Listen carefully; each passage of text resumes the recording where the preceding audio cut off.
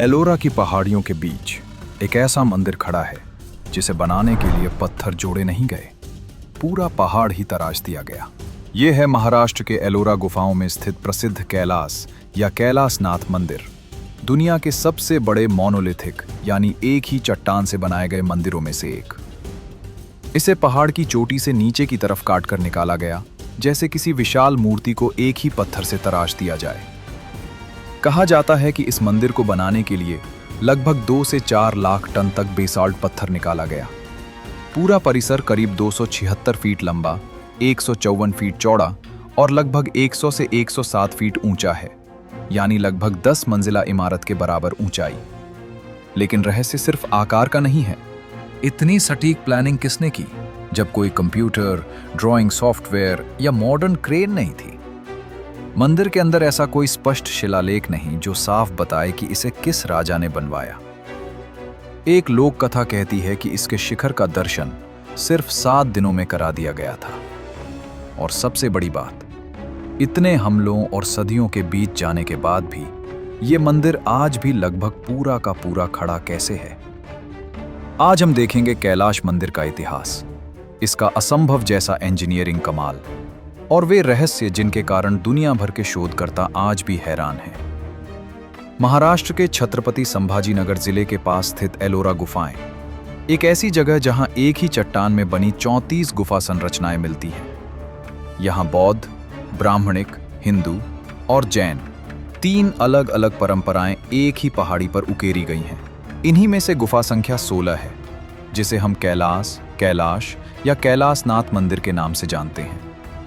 ये पूरे परिसर का सबसे बड़ा और सबसे जटिल हिंदू रॉक कट मंदिर है, जो भगवान शिव के कैलाश पर्वत के प्रतीक रूप में बनाया गया। अधिकांश इतिहासकार इसे राष्ट्रकूट राजवंश के राजा कृष्ण प्रथम शासनकाल लगभग 756 से 773 ईस्वी से जोड़ते हैं। आमतौर पर इसे 8वीं शताब्दी ईस्वी का माना जाता है। मुख्य निर्माण कृष्ण प्रथम के समय और आसपास की कुछ संरचनाएं बाद के राष्ट्रकूट राजाओं के समय में विस्तार के रूप में बनी हो सकती हैं। एलोरा, जो आज यूनेस्को विश्व धरोहर स्थल है, यहाँ का ये मंदिर एक बड़े कोर्टयार्ड के बीचों बीच पहाड़ के अंदर काटा हुआ दिखाई देता है। यह एक शैव मंदिर है। मुख्य गर्भगृह में कैलासनाथ शिवलिंग, बाहर नंदी मंडप और चारों ओर रामायण महाभारत के दृश्य, देव देवियों की मूर्तियां और विशाल हाथी सिंहों की कतारें खुदी हुई हैं। सबसे हैरान करने वाली बात यह है कि इसे नीचे से ऊपर नहीं, बल्कि ऊपर से नीचे की ओर काटा गया। Vertical excavation. पहाड़ की छत से शुरू करके धीरे धीरे पूरा मंदिर निकाला गया। एक छोटी सी गलती भी होती तो पूरा डिजाइन खराब हो सकता था। फिर भी इतना परफेक्ट मंदिर बन गया। यही इसकी सबसे पहली बड़ी मिस्ट्री है।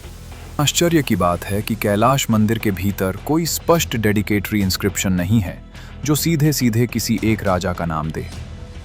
जो जानकारी मिलती है वो बाहर के ताम्र पत्रों और दान पत्रों से मिलती है।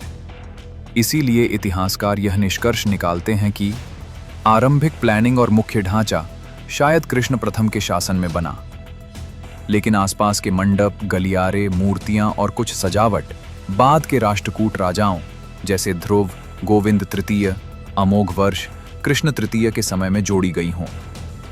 कुछ विद्वान ये भी सुझाव देते हैं कि मंदिर का मूल नाम संभवतः मणिकेश्वर रहा हो, जिसे बाद में कैलास नाम से जाना जाने लगा।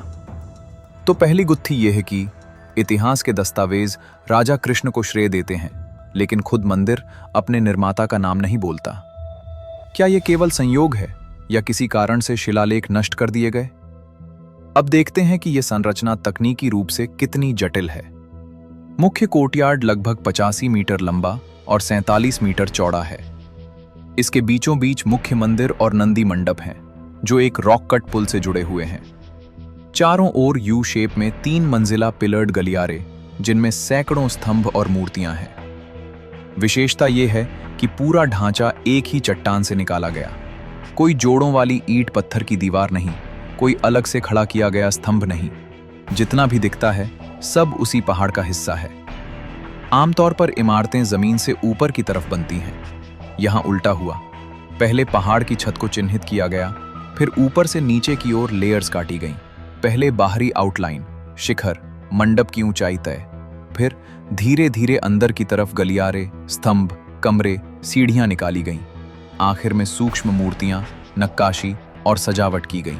पुरातत्वविद M.K. धवालिकर के मुताबिक यदि मान लिया जाए कि एक मजदूर रोज लगभग 4 घन फुट पत्थर काट सके तो लगभग 250 मजदूर लगातार काम करें तो सैद्धांतिक रूप से मुख्य संरचना करीब 5.5 साल में काटी जा सकती है।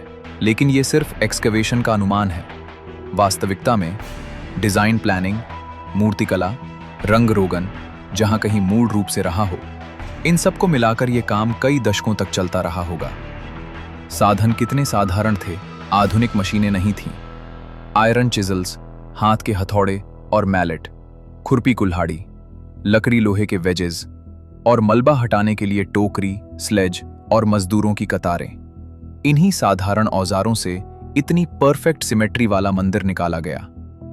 आज हम लेजर कटिंग, 3D मॉडलिंग और कंप्यूटर्स के बिना इतनी बड़ी मल्टी स्टोरी इमारत डिजाइन करने से भी डरेंगे। और यहाँ 8वीं शताब्दी के शिल्पियों ने एक पूरा पहाड़ ही आर्किटेक्चर में बदल दिया। कैलाश मंदिर सिर्फ संरचना में ही नहीं, सिंबलिज्म में भी अनोखा है। मुख्य प्लिंथ के चारों तरफ उकेरे गए हाथियों की कतार, ऐसा लगता है मानो पूरा मंदिर इन हाथियों की पीठ पर टिका हो। कोर्टयार्ड के दोनों ओर स्तंभों वाली मंडप श्रृंखलाएं, दीवारों पर रामायण, महाभारत और पुराणों की विस्तृत रिलीफ मूर्तियां, जो एक तरह से पत्थर में बनी हुई कहानी पुस्तक जैसा अनुभव देती हैं। शोधकर्ताओं का मानना है कि इस मंदिर की शैली पर दक्षिण भारतीय चोल, चालुक्य और पल्लव स्थापत्य का जबरदस्त प्रभाव दिखता है। विशेष रूप से पत्तड़कल का विरूपाक्षा मंदिर और कांची का कैलासनाथर मंदिर, जिनके शिल्पी संभवतः यहां भी बुलाए गए थे। यानी कैलाश मंदिर सिर्फ एक क्षेत्रीय धरोहर नहीं, बल्कि उस समय के पूरे भारतीय उपमहाद्वीप में फैली कला परंपराओं का संगम है। इतने अलग अलग क्षेत्रों की शैलियां एक ही चट्टान में मिल जाना, ये भी अपने आप में एक रहस्य है कि इस डिजाइन कोऑर्डिनेशन को प्रैक्टिकली कैसे संभाला गया होगा। इतिहास में एलोरा और आसपास का क्षेत्र कई बार राजनीतिक संघर्षों का गवाह बना। मध्यकालीन आक्रमणों के दौरान कुछ मूर्तियां क्षतिग्रस्त भी हुईं, खासकर बाहरी हिस्सों की नाक, हाथ टूटे हुए, कुछ रिलीफ पैनल डिफेस किए गए दिखाई देते हैं। फिर भी मुख्य गर्भगृह, नंदी मंडप, कोर्टयार्ड का बड़ा हिस्सा और बहुतेरी नक्काशियां आज भी आश्चर्यजनक रूप से सुरक्षित हैं। पुरातत्वविदों के मुताबिक इसका एक कारण यह हो सकता है कि मंदिर पर्वत के अंदर धंसा हुआ है। ऊपर से खुला कोर्टयार्ड है, लेकिन चारों तरफ की चट्टान उसे आंशिक रूप से सुरक्षा देती रही।